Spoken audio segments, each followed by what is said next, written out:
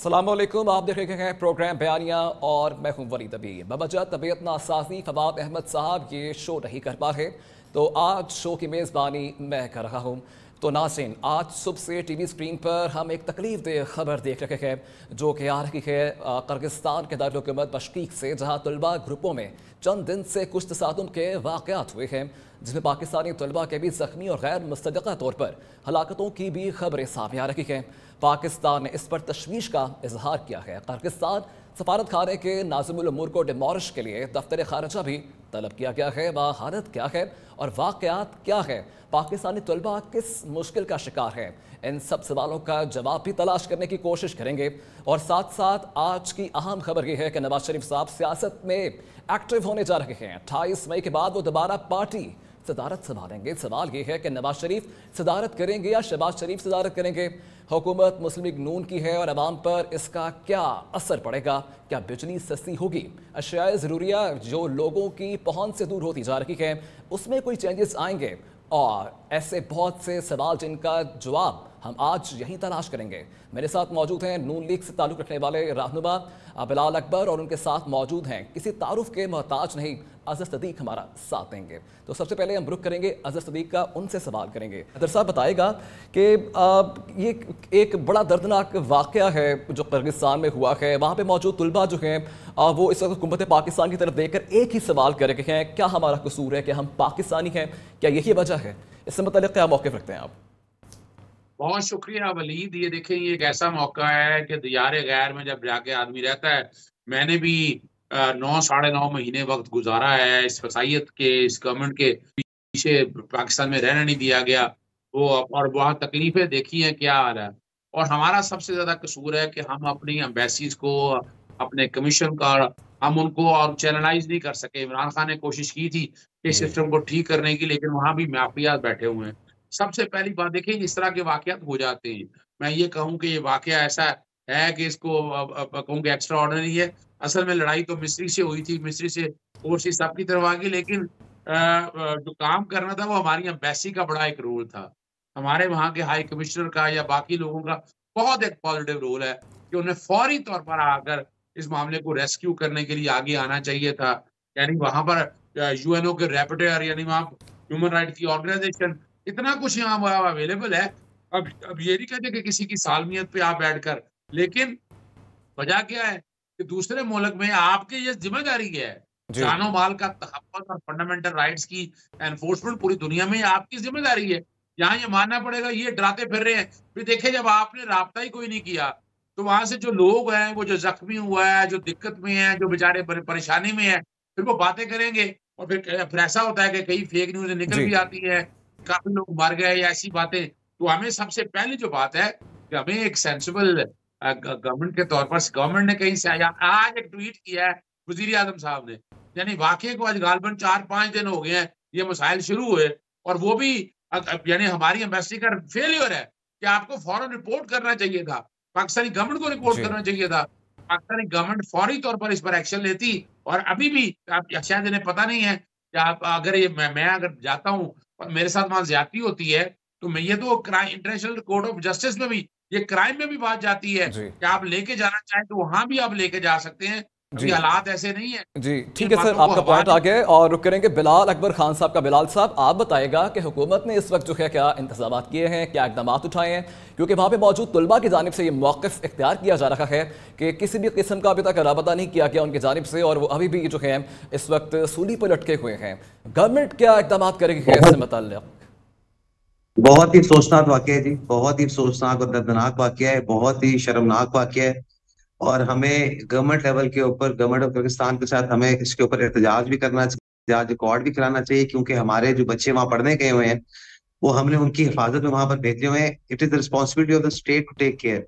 लेकिन हमारे एंड से आज हमने खबर टीवी पे देखनी शुरू की, मेरे भाई बड़ा गुस्सा कर रहे थे, गवर्नमेंट ने कुछ नहीं किया। हकीकत बात यह है कि ये खबर बाहर निकली ही नहीं, ना किसी इंटरनेशनल मीडिया पे और ना कहीं और। हमने आज ही देखी खबर, और शहबाज साहब ने उसके ऊपर फौरी तौर पर एक्शन लिया। उन्होंने कहा कि जितने एम्बेसी के वहां पे ओहदेदार हैं सारे निकलें और जाके बच्चों की मदद करने की कोशिश करें। जो हो रहा है वो बहुत कम है, हमें ज्यादा मदद करने की जरूरत है, क्योंकि अगर हमारे बच्चे वहां पे इतनी मुश्किल हालात में हैं, जिस तरह के मैसेज मैंने भी सुबह देखे, आपने भी देखे होंगे, तो बंदे का दिल कटता है। क्योंकि ये हमारे बच्चे और हमें बाफाजत इनको वापस लेकर आना चाहिए। जो भी हमें नेसेसरी एक्शन है सर, हुकूमत इससे करने को मुतल्लिक तैयार है गवर्नमेंट ने और क्या डेडलाइन में बना रहे हैं। इंतजाम किए हैं? एक्चुअली सवाल यहाँ पे क्या बनता है, क्योंकि मुसलसल रब्ता किया जा रहा है इस वक्त वहाँ पे मौजूद तलबा से। इस वक्त जो है इकदाम क्या किए गए हैं गवर्नमेंट की जानिब से, और क्या स्टेटमेंट आई है इससे मुतल्लिक? देखिए जी, हम लोग अभी फिलहाल जो मेरी नॉलेज में है वो तो यही है कि वी आर थिंकिंग ऑफ, हम एक स्पेशल फ्लाइट्स वगैरह चलाना चाह रहे हैं। हम कोशिश करने लगे हैं कि अपने बच्चों को वहां से इवैक्यूएट करें, क्योंकि वहां पे जो लॉ ऑर्डर सिचुएशन बनी है उसके अंदर बच्चे जितनी देर वहां पर रहेंगे उनकी जानों को खतरा है। जी और अभी तक मुश्किल ये है कि इतने स्कैटर्ड लिविंग है वहां पे कि हर बंदे से सही से राब्ता नहीं हो पा रहा। काफी सारे लोगों के साथ राब्ता हो चुका है, पेरेंट्स बहुत परेशान है, वो भी मैसेज से राब्ता कर रहे हैं। तो मैं रिक्वेस्ट करूंगा यहाँ पर इस फोरम के ऊपर बाकी तमाम जो स्टेक होल्डर्स हैं उनसे भी कि as a government we are trying our best, हमारी हेल्प आउट करें ताकि हम अपने बच्चों को बाहिफाजत मुल्क में वापस ला सकें। जी ठीक है, और करेंगे। अजहर साहब ये बताएगा कि नवाज शरीफ जो हैं अब वापस आ रहे हैं सदारत में, क्या आप लोग तैयार हैं इससे मुतालिक? और जो है अब वो सदारत संभालेंगे, क्या चेंजेस देख रहे हैं, क्या इम्पैक्ट देख रहे हैं आप? देखिए, तहरीक इंसाफ को तो इंट्रा पार्टी इलेक्शन में भुगत रही है। पाकिस्तान की सबसे बड़ी सियासी जमात जो है उसके इलेक्शन कमीशन को हमारे इलेक्शन ही पसंद नहीं आ रहे। कभी अपना बाल सीधे नहीं है, कभी नाक टेढ़ा है, कभी आंखें बंद हो गई हैं। इस तरह के तो हमने आर्गुमेंट सारे सुनते रहे हैं, जी और हमने जितना भी किया और हमें देखें, और इसका हमें नुकसान क्या हुआ। हमारा पार्टी सिंबल दे लिया गया कि इंतखाबात करवा भी दिए, जो भी आया। अब वो इलेक्शन कमीशन की मर्जी के इलेक्शन नहीं हो सके, या जो पीछे बैठे हुए ताकतवर लोग बैठे हुए हैं, या सियासी जमात मुस्लिम लीग नून को इनको पसंद नहीं आया, वो नहीं चाहते कि पाकिस्तान तहरीक इंसाफ मुकाबले में रहे। अब आती है बारी इनकी। अब आपको पता है कि डील के तहत आए हैं, वरना तो नवाज शरीफ साहब ताहयात नाअहल थे, नैब के केसों में सजाएं हुई थी, और इश्तिहारी थे, और इनके लिए प्लेटें बिछाई गई, रेड कारपेट रखे गए, फूलों से इस्तकबाल किया गया। एक इश्तिहारी को नादरा के दफ्तर में चल के चला गया, और इमरान खान जब वहां आया, आप सब ने हमने देखा कि किस तरह वहां से पकड़ा गया, कोई वारंट नहीं था। और दूसरी तरफ ये देखा हमने कि जनाब सर, आप लोगों पंजाब के कुछ रहनुमा कह रहे हैं, इतराफ कर रहे हैं कि गलत सजा दी गई, कुछ केसेस रिवर्स हो गए, और अब वो पार्टी में वापस आ रखे हैं, सदारत उनको जो है वो मिलने जा रही है। इससे मतलब जो है पीटीआई कितनी तैयार है आने वाले अपकमिंग चैलेंजेस के लिए? मैं तो सिर्फ बात कहना चाह रहा हूँ ना, हम तो बैरड की बात करते हैं। जी हमने जो वोट को इज्जत दो का नारा लगाया था ना, वो इन्होंने जमीन बोझ कर दिया। इतनी जूते पॉलिश किए कि जूते घिस गए हैं। यानी वो अगर देखा जाए ना, हालात क्या है। हम तो कह रहे हैं आए सिविल लिबर्टीज की बात करें, इमरान खान के साथ जाती हैं, सारे झूठे केस है भाई। आप मान लिया आपके खिलाफ भी झूठे केस है, वही नैब है ना पोलिटिकल इंजीनियरिंग कर रही थी, अब भी पोलिटिकल इंजीनियरिंग कर रही है आप। और ये पार्टी के इलेक्शन बड़े अहम इस कॉन्टेक्स्ट में भी हैं कि अपना अल्लाह करे, अब शहबाज शरीफ नवाज शरीफ बेचारे घर बैठे हुए हैं, वो घर बैठे क्या करे अब? कोई काम तो चाहिए ना, कोई दिल बहलाने के लिए। तो दिल बहलाने के लिए अब क्या करें? अब चूंकि ढीले करके आए हुए हैं कि वजीर आजम नहीं बनना था, शहबाज शरीफ को वजीर आजम बनाना था, तो अब कोई ना कोई तो खेल कूद करनी है। तो इस खेल कूद जी करने के लिए पार्टी में से वो इस्तीफा दे दिया है, और अभी अपना निगरान अपना सेटअप आ गया उनके पास, शहबाज शरीफ के पास। आगे वो हो जाएंगे, हम उसको वेलकम करते हैं। हम ये नहीं कहते, हम कहते हैं वेलकम करते हैं, पर इनकी स्क्रूटनी भी उसी तरह हो कि जिस तरह हमारे इलेक्शनों की हुई है। और ये खुशहाल देखते बात है हैं कि आप लोग वेलकम करते हैं, दैट्स एन जाता है। Good thing. पर बिलाल साहब ये बताएगा कि नवाज शरीफ जो हैं वापस आ रहे हैं सदारत में, बयानिया क्या होगा? क्या मज़ाहमती या मुफाहमती? देखिए, सबसे पहले तो मैं एक थोड़ी सी बात जरूर करना चाहूंगा, और वो बात ये है कि 5-7 साल से जो पीटीआई है ये कोशिश कर रही है कि मीम में से शीन निकल गई है, शीन में से मीम निकल गई है। ना इनकी पहले को ख्वाहिश पूरी हुई है, ना आज पूरी होगी। हमने इनके लीडर की गिरफ्तारी के ऊपर मिठाइयां नहीं बांटी, ये हमारे लीडर की गिरफ्तारी में मिठाइयां बांटते रहे, और उस टाइम में बगले में जाते रहे कि क्या कमाल फैसला आ गया कि इससे ज्यादा इंसाफ कभी हुआ ही नहीं है। हमने वो भी चुप करके बर्दाश्त किया। हमने रोडों पे निकल के शहीदों के मुजस्मे भी नहीं तोड़े, उनकी हमने यादगारें भी नहीं तोड़ी, हमने कुछ भी नहीं किया। हमने कैद भी काटी और उसके बाद उसको बर्दाश्त भी किया, और हमने अपना मुकदमा जो अदालत में लड़ा है। तो अगर जी इनको अदालत के फैसले से कोई नाराज है तो उनसे क्या रिट करें जाके सुप्रीम कोर्ट के खिलाफ, और ये खाली सियासी पॉइंट स्कोरिंग के लिए यहाँ पे टीवी पे आके बयानबाजी ना करें। दूसरी बात यह है कि आपने पूछा नवाज शरीफ साहब जो आना चाह as a president of the party. जी, नवाज बयानिया। शरीफ साहब हमारे लीडर है, जी हमारे लीडर हैं, हम पार्टी के अंदर हम चाहते हैं, एक पार्टी का मुत्तफिका फैसला हुआ है कि he should act as a leader. हमने हमने एक पार्टी का एक मौकफ ये भी बनाया है अपनी पार्टी के अंदर इंट्रा पार्टी इलेक्शंस के हवाले से भी, कि हम चाहते हैं कि जो बंदे ऑलरेडी किसी ना किसी पोस्ट के ऊपर, मिसाल के तौर पे मैं आज एज ए मिनिस्टर सर्व कर रहा हूं, तो मुझे एज ए मिनिस्टर इतनी मसरूफियत है कि मैं बाकी जिम्मेदारी नहीं अदा कर सकता। तो जो जो लोग मिनिस्ट्रीज के अंदर है या अहम जिम्मेदारियां हुकूमतों की अदा कर रहे हैं, they should not be part of the main body जो कि आपकी पार्टी को लेकर चलेगी। तो जी। हम उस मौकफ के ऊपर हैं और आप देखेंगे कि ये हमारा मौकफ जो है ये ट्रांसलेट होगा हमारे इलेक्शंस के अंदर। लेट्स सी सर, लेकिन अजहर साहब की जानिब से कहा गया है कि हम वेलकम करते हैं नवाज शरीफ जो है वो वापस जो है वो सदारत करने आ रखे हैं पार्टी में। सर ये बताएगा कि अजहर साहब के अली अमीन गंडापुर से मतलब बड़ी बातें सामने आ रखी हैं। इससे मतलब जो है राना सनाउल्लाह का भी बयान सामने आया है कि अली अमीन गंडापुर साहब जो हैं बड़े तीसमार खान समझते हैं अपने आप को, वो सिर्फ फायरिंग कर सकते हैं। आप इस रवैये को कैसे देखते हैं वज़ीर आला खैबर पख्तूनख्वा के? देखिए, बातें बड़ी लॉजिकल बातें कही हैं। रॉयल्टी में पैसा पड़ा हुआ है, एनएफसी अवार्ड से जो आने वाला पैसा वो पड़ा हुआ है, फिर लोड शेडिंग में डिस्क्रिमिनेशन हो रही है, जी आपको पता है। और यहाँ तो आपने सुन लिया ना, मरियम सॉरी आजमा बुखारी कहती हैं कि हम बड़ा एहसान कर रहे हैं आपको गंदम। और देखिए पीटीआई ने और खासतौर पर खैबर अमीर अली मीन गंडापुर ने गंदम यहाँ से, यानी ये तो खरीद नहीं रहे, 2900 में गंदम खरीद के यानी यहाँ के किसानों के लिए भलाई की। और वो भी इनको एतराज है। अच्छा, वो भी क्या करते हैं, सुबाइयत झलक दे रहे हैं। वो जो बातें हैं ना, हमें एक्शन लाउडर पता चलने चाहिए ना कि आवाज आ रही है। खाली टीवी पे बैठकर जुबान पे इस तरह गुफ्तगू कर देने से मसले नहीं हल होते।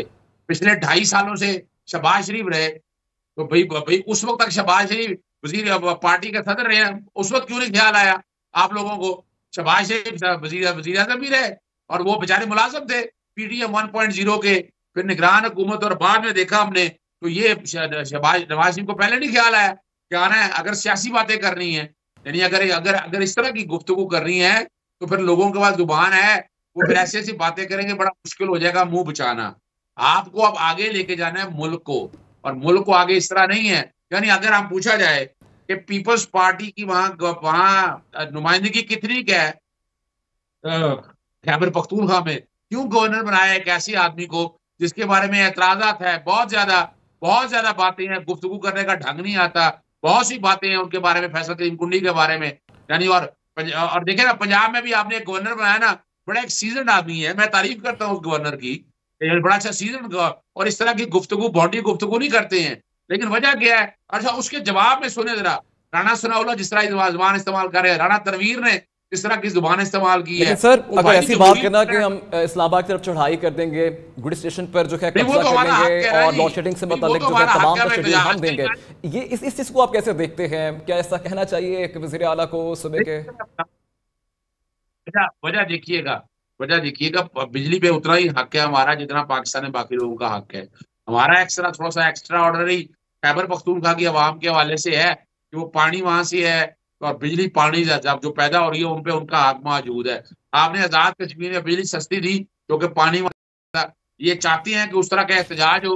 हम तो लोगों को कूल डाउन कर रहे हैं, जो लोगों के जो मसाइल है, जो लोगों की दिक्कत है, सड़कों पे आके तोड़फोड़ शुरू हो तो हम बताएं कि नहीं, आप लोग का एग्रेसिवली केस जो है हम लड़ रहे हैं, हम इनको बैठने नहीं देंगे, हम लोड शेडिंग इस तरह नहीं होने देंगे। अगर नहीं कर सकते पेस्को वाले तो भाई हम करके दिखाएंगे कि अपना लोड शेडिंग मुतवाजन हो और बिजली मिले। अभी तो इन्होंने एलएनजी के सौदे किए हैं, इन्हें वो भुगतना है। और आप अंदाजा लगाएं, और अगले दौर में बड़ी मजेदार बात बताऊं आपको, आगे ये प्लांट है पीजीपीसीएल का, वो बंद करना चाहते हैं, वो कब्जा करना चाहते हैं। इन्होंने और क्या करना है? एलपीजी पहले ही मुल्क के अंदर इन्होंने लोकल प्रोडक्शन बंद कर दी है, और ये इंपोर्ट कर रहे हैं, और इंपोर्ट का बिल इतना है, और वहां डॉक्टर मुसद्दक मतलब जैसे लोग वहां पैसा बना रहे हैं। यहाँ क्या बातें आप कहें? तो ये जो है ना, ये बिजली का मामला, ये सारा अगर करना है ना तो माइंड चाहिए, ब्रेन चाहिए। वो ब्रेन नहीं है इनके पास, बेचारों के पास। वो कहें वो अच्छे ब्रेन दे देंगे उनको जो इनके ये, लेकिन हम मौका दे रहे हैं कि अपना तजर्बा करके देख लें। 2022 से जब से हुकूमत पे कब्जा की है उस वक्त से लेकर आप बता दें ठीक है अजहर साहब, ठीक है आपका ये पॉइंट सामने आ गया। बिलाल अकबर साहब बताइएगा कि आप इत्तेफाक करते हैं तमाम तर बातों से अजहर सिद्दीकी, और जो बातें कही गई वज़ीर आला KPK की जानिब से, इससे मुताल्लिक आप क्या कहेंगे? इनकी मैं किसी एक भी बात से एग्री नहीं करता, पहली बात है। जज्बातियात और वही बातें जो कि धरनों में करते हैं वही बातें आज टीवी बैठकर कर रहे हैं। LNG किसने बंद की जी? LNG के जो सौदे हुए थे सस्ते रेटों के ऊपर, किसकी हुकूमत ने आगे खत्म किए? किसकी वजह से पाकिस्तान के अंदर बहरान है, जिसकी वजह से आपको यूरिया भी महंगा मिला, आपको DAP भी महंगी मिली, क्योंकि पाकिस्तान में गैस यानी बंद हो गई। LNG आपने चलने नहीं दी, यहाँ पर महंगे रेटों पर आप खरीदते रहे, और आज आप दूसरी हुकूमत के ऊपर इल्जाम लगा रहे हैं। दूसरी बात यह है कि भाई मैं रिक्वेस्ट करूंगा कि आपके साथ कोई बंदा ज्यादती करना चाहता है। KP पाकिस्तान का सूबा है और हम उसको पाकिस्तान का सूबा ही समझते हैं, लेकिन आपको ऐसी बातें करते हैं जैसे आप किसी सेपरेटिस्ट मूवमेंट के अंदर आए हुए हैं। KP पाकिस्तान से अलग नहीं हो सकता, आप ये कोशिश भी ना करें। आपके CM साहब बड़े काबिल एहतराम है, जो उनकी आपने एतराज किया कि जी जिस बंदे को लगाया गया गवर्नर वहां पे, तो जो आपके CM साहब के ऊपर आज से 5-7 साल पहले के मुकदमे हैं वो भी तो उठा के देखें कि अपने कबीले में वो क्या करते रहे। हम उसमें बात नहीं करना चाहते, लेकिन ये जो एक फिल्मी हीरो वाले डायलॉग बाजी है ना, ये प्लीज हुकूमतों में नहीं चलती। हुकूमतें मुफाहमत से चलती है और मुफाहमत करने को तैयार है। KP में अगर लोड शेडिंग ज्यादा हो रही है तो पंजाब के अंदर भी लोड शेडिंग जो है वो हर जिले के अंदर, हर डिस्ट्रिक्ट में फर्क हो रही है। जहां पर बिजली की चोरी ज्यादा है, बिजली के बिल पे नहीं किए जा रहे, वहां पे एक पॉलिसी बन गई है जिसको मोहसिन नकवी साहब ने फरमाया कि जो फालतू बिल चार्ज होता है उन सार्फिन पे जो कि बेचारे बिल देते हैं, अब उनको फालतू बिल चार्ज नहीं करेंगे।